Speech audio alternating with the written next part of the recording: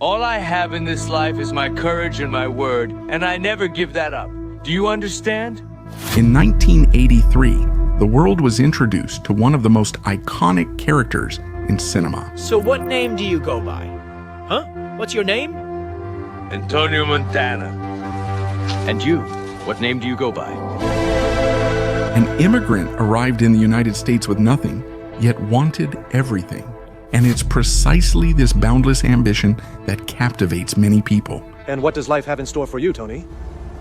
The world, Chico, and what it offers. Tony Montana is intense, direct, unpredictable, and despite all the outrageous things he does throughout the movie, you find yourself rooting for him, admiring him, and even identifying with the guy, which is, in a way, scary for those who value social harmony. Because a character like that, charismatic and inspiring, can easily be taken as a role model to follow. There's even a story that few people know, but this movie is a remake of a 1932 version, and at that time, the fear of how people would interpret this story was so great that they censored several scenes. They banned the movie in several places in the United States and even changed the title to Scarface, The Shame of a Nation, just to make it clear before anything else that this guy is not a hero, but a disgrace.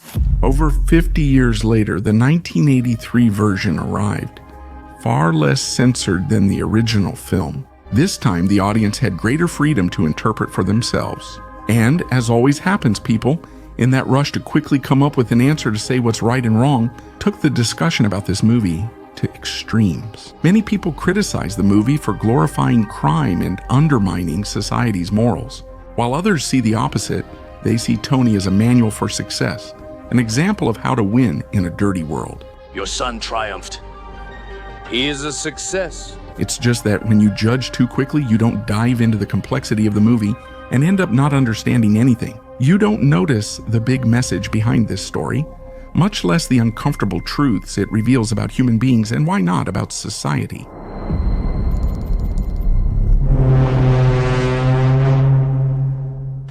I always knew I would eventually come to the United States. The movie starts with Tony Montana arriving in the United States. He is among thousands of Cuban prisoners and Castro opponents who left in the 1980s. We don't want them. We don't need them. Cuba fell into misery under a regime that controlled everything. They constantly tell you what to do, think, and feel. Do you want to be just another sheep like them? Bah! Tony rejects being controlled, refuses to follow rules, and doesn't respect or submit to authority. The situation or who is involved doesn't matter. This is clear from the movie's first scene. When he arrives, he immediately faces the discomfort of police interrogation in the United States. We see him surrounded and seated, looking up, showing his inferior position at that moment. But his posture doesn't reflect that. He's comfortable, confident, makes jokes, and shows zero intimacy. You immediately understand why he left Cuba. But even more, you understand why he chose the United States, the land of opportunity, a place where he can let out all his ambition. Tony arrives hungry for power and wealth. He arrives with his partner, Manny, who is the one that gets the whole green card scheme and opens the door for them to enter the world of drug trafficking. But Manny, while loyal and helpful at first, is more innocent, less sharp, and a bigger dreamer. Someone focused on women, fun, and life. Tony isn't like that. And that's why, even though they're partners, from the very beginning, you already know who's in charge there. He's the one calling the shots. Tony knows exactly how to rise in this game. For him, it's simple. Those with money and power can do anything. In this country, you have to make money first. You make money, you get power. After you get the power, then you get the woman. That's his life philosophy. Tony doesn't see anything beyond the material. That's the only world he recognizes. It's all that exists for him. Consider the scene where he surprises his mother with a visit. It's emblematic. After 5 years of total absence, with no calls or news, he believes showing up as a successful man with money and jewelry would bring forgiveness, but that's not what happens. You think you can buy me with jewelry? That's not me, Antonio! Tony doesn't understand his mother's pain or what she's endured all these years. Deeply materialistic, he believes money can solve everything. In his mind, he's offering what he believes is the best and most important thing, so he can't understand his mother's reaction. Take this damn money with you. But that doesn't bother him. He just moves on with his life. His cold, raw, and objective way of seeing the world is what shields him from a lot of things. Tony seems to be that guy who deep down always knew he was destined for great things. And that's why, even when he was still a nobody, he wasn't affected by being told no repeatedly. Get lost, you jerk. When he was humiliated, or even when they tried to put him down during his climb to the top. Even if I were blind, desperate, starving, and dying of horniness on a deserted island, you would be the last person I'd ever sleep with. It's really that thing where you live a reality before it even materializes, where you attract things by the way you act. Tony already seemed to be in tune with the powerful figure, even before he had any power. But even though this vibe and behavior worked really well for his business, we can see at the same time how it slowly starts to destroy everything in his personal life. Tony, you're such a jerk. You murderous piece of crap! Can't you see what you've become, Tony? We just have to look at the three central figures in his life, Elvira, Manny, and Gina. Elvira appears in the story right at the beginning of Tony's journey into the world of trafficking, when he was still just a henchman doing the dirty work for Frank, the all-powerful boss of a criminal organization that moved a lot of money. Elvira is his woman. At that point in the story, Tony is a nobody to Elvira, someone who's way down in the social hierarchy, but that's not reciprocal. From her first appearance, Tony looks at her as if she belongs to him, boldly staring at her even in front of his boss. He doesn't care, goes for it, skips charm or games, and gets straight to the point. He views everything practically. He knows what she wants. He knows she's only there for the status, for the money. And he also knows that soon he'll be the one who can offer all of that. He talks about marriage and kids before even winning her over. Here's the thing. I want you to marry me. I want you to be the mother of my children. Me? With Manny, it's the same. He's also straightforward and direct. Even though he's practically his brother, Tony doesn't show much emotional attachment. He pretty much uses Manny as a tool, whether it's to do the dirty work or to protect him. At no point do we see Tony treat him as an equal. Tony is always the one in charge. I'm your partner, right? If you can't trust me with this, what can you trust me with? Junior partner. The control is even more obvious with your sister Dina. He not only puts himself in the position of the protective older brother, but he's also the provider in her life. And a lot of people might think that's noble of him, but in practice, what happens is that he completely controls her life. He controls his sister, denying her freedom and choices, ultimately suffocating her life. Tony always seems cold and emotionally detached in all his relationships, no matter who it is. He sees people more as tools to get what he wants. If they're useful, great. If not, he discards them without looking back, which is very productive for him from a business standpoint. But if there's one mistake Tony makes in business, it's ignoring the advice of his first boss about how to last in this dirty business. He tells him to be discreet, to avoid drawing too much attention, and not to get high on his own supply. But you know how Tony is. He was never the kind of guy to follow rules. So of course, he wouldn't listen. He wanted absolutely everything the world could offer. By the way, that's pretty much the phrase that shows up a few times throughout the movie. The world is yours. The world is yours. The first time it appears is in the iconic scene where he's looking at a Zeppelin. He just killed his boss, took over the whole business, and even went to his house and asked Elvira to leave with him. It's a moment when life smiles at him, the world finally his. Right after that, we see his rapid rise. We see Tony rise, amass wealth, and build his empire, mansion, crew, and businesses. He finally marries Elvira. Everything is coming true for him. And again, at that moment, that message appears right there in the background on a decoration piece in his mansion. It becomes clear that as his business thrived, his relationships with the three main people in his life deteriorated. First with his wife, who can't stand a man obsessed with business and money. Can you stop talking about money? It's so annoying, Tony. She realizes that being with a guy who only thinks about himself and wants to control everything around him is unsustainable. She leaves and never returns. Elvira is the first. Then we see Manny, who has always been in love with Dina, but who, out of fear of Tony, never had the courage to admit it. That's why they got married in secret, trying to finally live out something they had both felt for a long time. But when Tony finds out in a moment of rage, without even thinking or listening to explanations, he shoots the only guy who had been with him from the beginning. He kills Manny, his lifelong brother, and ruins his sister's life too. Then it hits him. Tony made it. He created his own world, did everything his way, but he tried to control people and everything around him so much that he ended up alone. He ruined his 3 closest relationships, losing love, friendship, and family. All that was left was him and the empty empire he built. In the movie's final part, we see him alone, surrounded by luxury and drugs, yet utterly desolate. It seems that for the first time, he's feeling the weight of the choices he made. And I can't even show the scene here, or they'll block my video. But he goes and takes a huge sniff of a pile of salt, because it seems like that's the only way to stay on his feet, the only way to deal with the reality he created. And while he's there, bitter about his defeat, we see his mansion being invaded by dozens of armed men.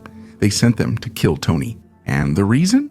He had been tasked with eliminating a political enemy of the cartel, but he failed the mission. When he was supposed to blow up the car and kill the man, he couldn't go through with it because the man's wife and children were inside. He won't kill a child. I said not child and woman. That's probably the only moment he shows any kind of limit in the movie. It shows he has a heart.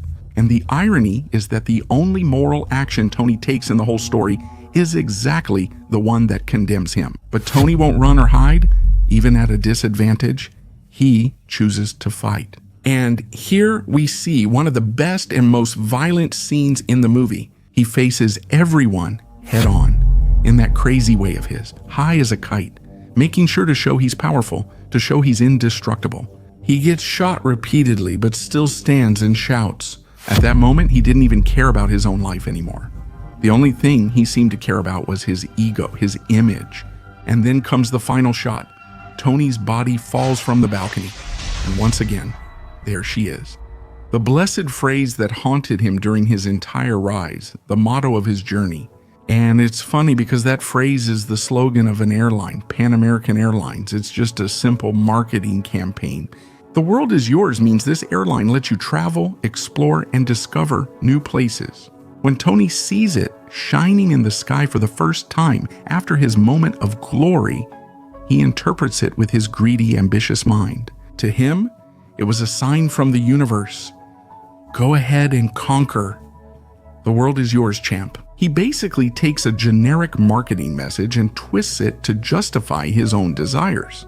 That becomes his trademark. It even turns into decoration in his mansion. And the appearance of this phrase at the beginning, middle, and end of Tony's rise is a provocation from the director to show Tony misunderstood everything. Because that phrase was never a blessing, it was a warning. A warning that when the world is yours, you're not just taking on the good part, your pleasures, luxuries, and conveniences. You're taking on the whole package, the weight of carrying all of that. Tony is more powerful than ever, but also more paranoid and worried about his safety than before. We see him surrounded by people, by henchmen, but he never felt so alone. He had everything, yet never felt so empty. Achieving the top this way comes at a cost, and Tony may have realized that just before he died. Strangely, a mostly overlooked character foresaw this from the start. Tony's mother tried to keep him from his sister and prevent her from being dragged along. I don't want you in this house anymore. Stay away from Gina. She couldn't do it, and everything she feared happened. The mother acted differently, rejecting that life, and immediately refusing Tony's offer of money. She refused, not for lack of need, but to avoid ties to that world. She knew very well what kind of man her son had become, and she feared what the world was capable of doing to people who let themselves be completely carried away by desire, ambition, and power. That's why she chooses simplicity and stays true to her religion. A disciplined, risk-free life is easier, keeping you upright and away from temptation. And then we see the contrast between mother and son. Tony represents excess, power, the total absence of rules. The mother represents control, renunciation, attachment to religious morals. Two opposite sides, two different ways of dealing with life. And it's right at this point that a lot of people rush and conclude, oh, so the mother represents what's right, virtue, what we should be. But that conclusion is childish.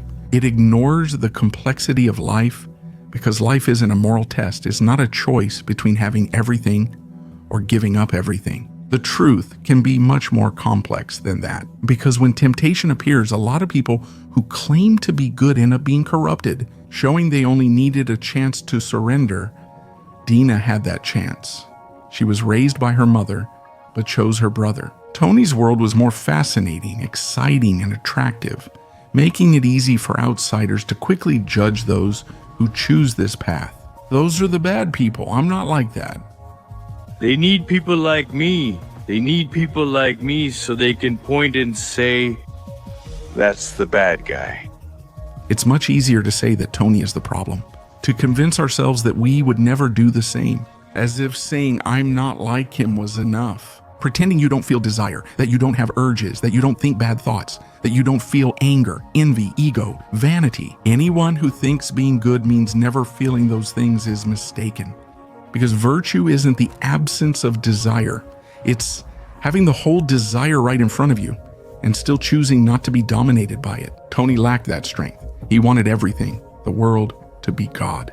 And the more he thought he controlled everything, the further he got from what gave his life meaning. His fatal mistake was believing freedom meant doing, having, and being everything. He didn't become free. Instead, he became a hostage to his own desire. You can see where that mindset comes from. Tony ran away from a regime where he couldn't do anything, where they already told him what to think, what to say, what to dream. When he reached a place where anything was possible, he gave in to desire, trying to compensate for repression with excess. He went to the other extreme. But when he finally gets everything he ever wanted, he realizes that desire has completely consumed him. He isolated himself completely, risking his life for the elusive freedom he always dreamed of.